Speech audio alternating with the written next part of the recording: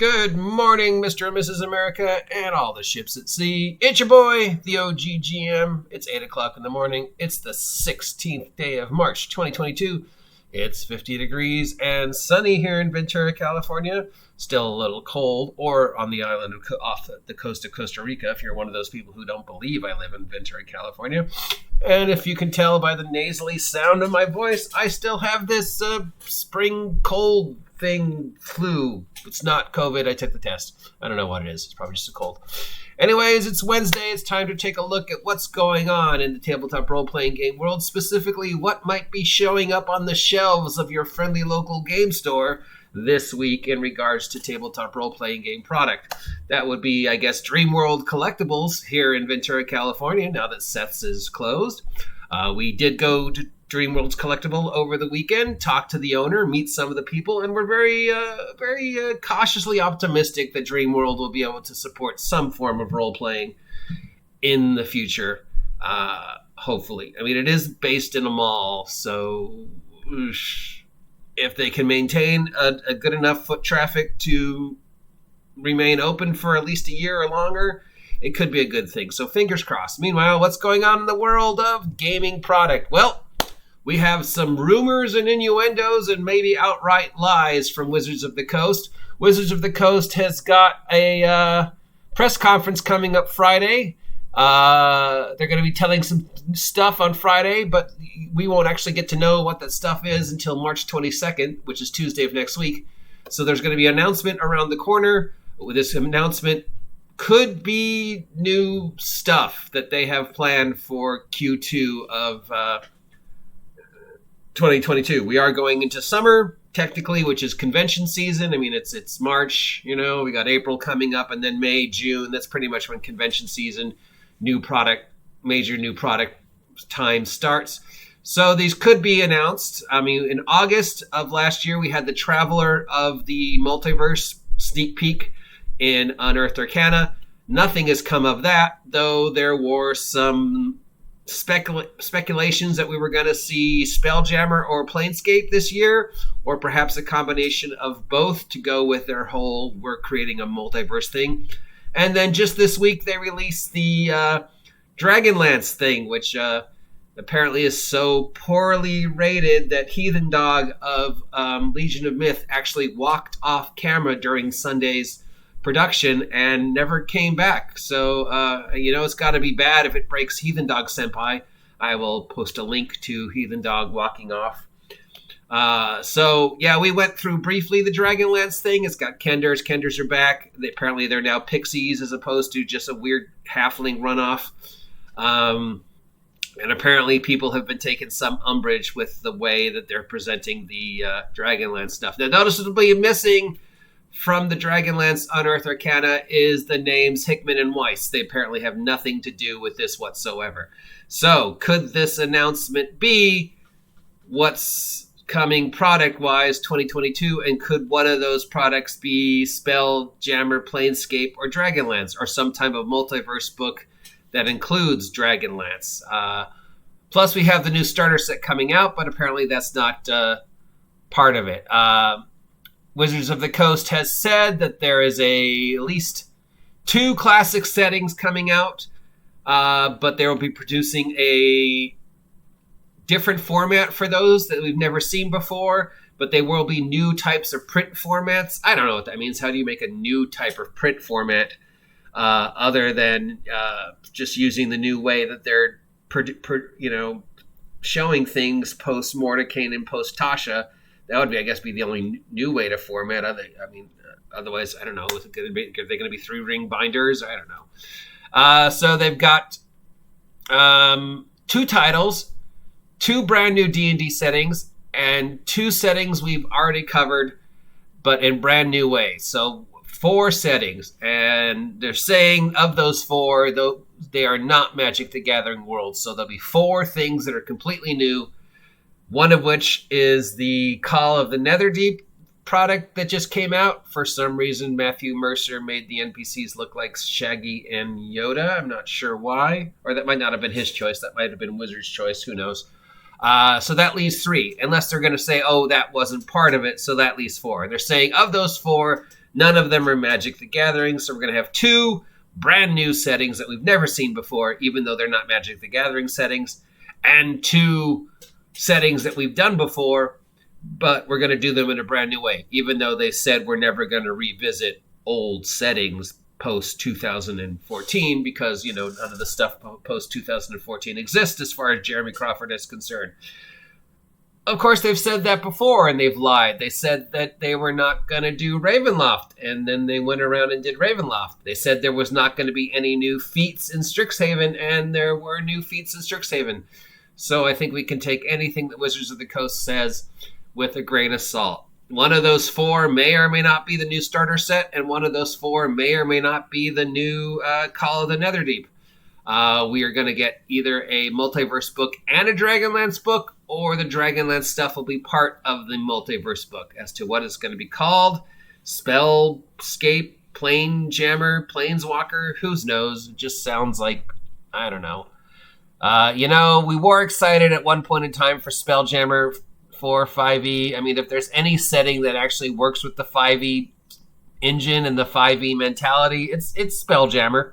Because that way you can explain why there's pixies and rabbit folk and blue skin tieflings and normal humans and cardboard boxes and living sandwiches. Well, it's Spelljammer. There's a planet that it just happens to have, hyper intelligent cardboard boxes and whatever else. So yeah, I mean, on paper, in my mind, if you include all the nonsense for 5e, Spelljammer would probably be the perfect setting to just be, this is 5e, it's outer space, there's all sorts of weirdness, stop complaining.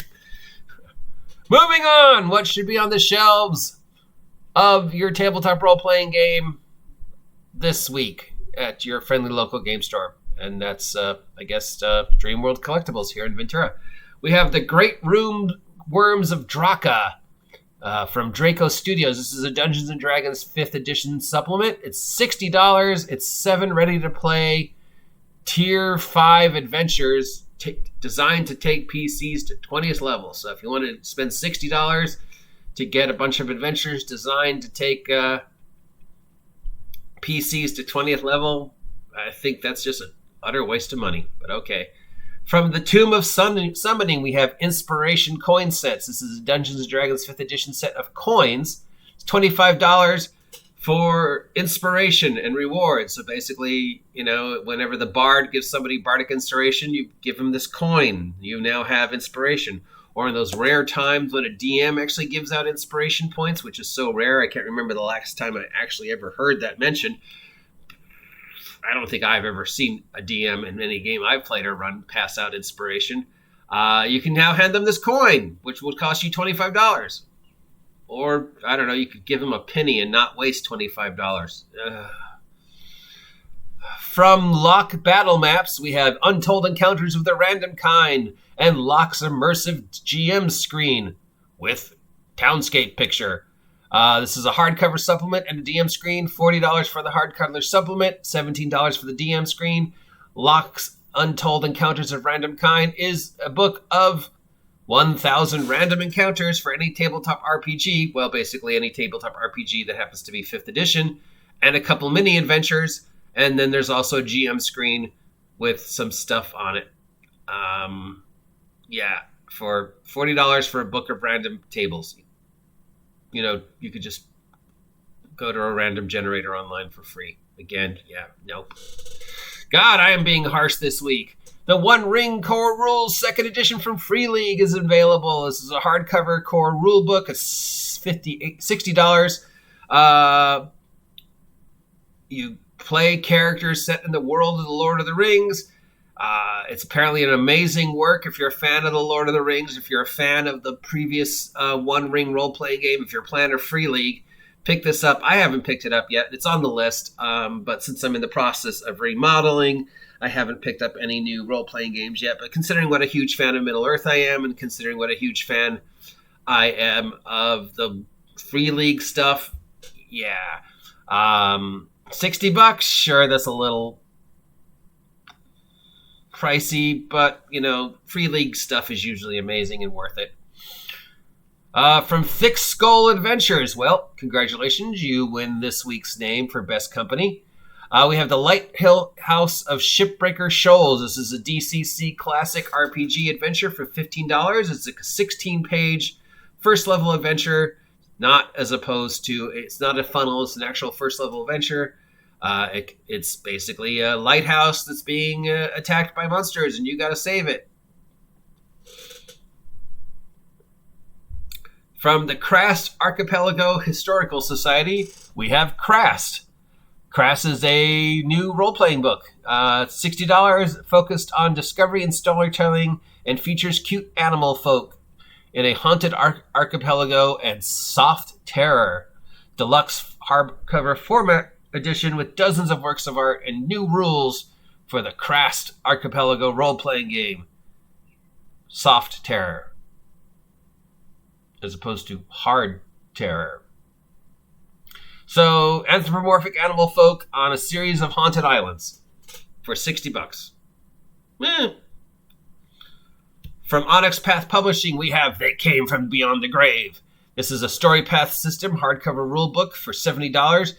You play humans who face off against vampires, werewolves, ghosts, and construction critters, along with haunted house exploring. So this is basically the hunters / normal humans in the world of darkness kind of book for the Story Path system, stuff like that. So plus it's got, stuff for like classic monsters, classic haunted house. It's from Onyx Path. It's for the Story Path system, which is technically, vampire, but because there's so many different things that have their talons in the White Wolf vampire product, that is hard to keep track. But yeah, okay, new stuff but now you play humans. So, but it doesn't say it's part of the Vampire the Masquerade World of Darkness, but it does say it's part of the Story Path system. So, yeah. From Wyvern Gaming, we have some stuff for the Stargate RPG. We have some item cards and a Game Master screen. The item cards are $15 and the Game Master screen is $20. The item cards, of course, give you art and stats of items that you might find in a Stargate SG-1 role-playing game, and the DM screen is a DM screen. So if you're playing the Stargate role-playing game from Wyvern and want some props and a good screen, can't go wrong. From Renegade Games Studios, we have Vampire the Masquerade 5e RPG Storyteller Screen and Toolkit. See? Vampire. Even though up here we have Onyx Path, who's making a Story Path system, which is World of Darkness. And then we have Vampire the Masquerade from Renegade Games, which is World of Darkness. So the GM screen is $30 for a GM screen. And from Monty Cook Games for Cypher System, we have First Responders. PCs are first responders who respond to floods, pandemics, earthquakes, and other crises, including apartment fires. So basically, if you want a Cypher System role-playing game about playing, firemen and policemen and ambulance drivers, here we go. First Responders from Monty Cook Games for the Cypher System, $50 for a role-playing supplement about playing first responders. I suppose a role-playing game about firemen could be interesting, I guess. The lives and times of firemen. I hear good things about the Cypher System, always, so who knows. Anyways, that appears to be everything that's going to be on the shelves at your friendly local game store this week, plus, of course, Call of the Netherdeep and the announcements we spoke of at the beginning, where we're hoping that Wizards of the Coast will release some news next Tuesday about what they might or might not have planned for D&D going forward. Take anything I say about that with a grain of salt, because I don't even think Wizards of the Coast knows what they're doing anymore, much less any of us. If you appreciate this content and want to hear more, let me know. If you don't appreciate this content and would rather hear me talk about something else, let me know. Remember, I can't fix it if you don't tell me what's broken. Till next time, I have been the OGGM, your guide to all the tabletop role-playing game news, weather, sports, and general internet nonsense. It's Wednesday. Have a great day. And of course, as always, get off my land, you damn plane-jumping, spell-escaping, dragon lance-wielding kids.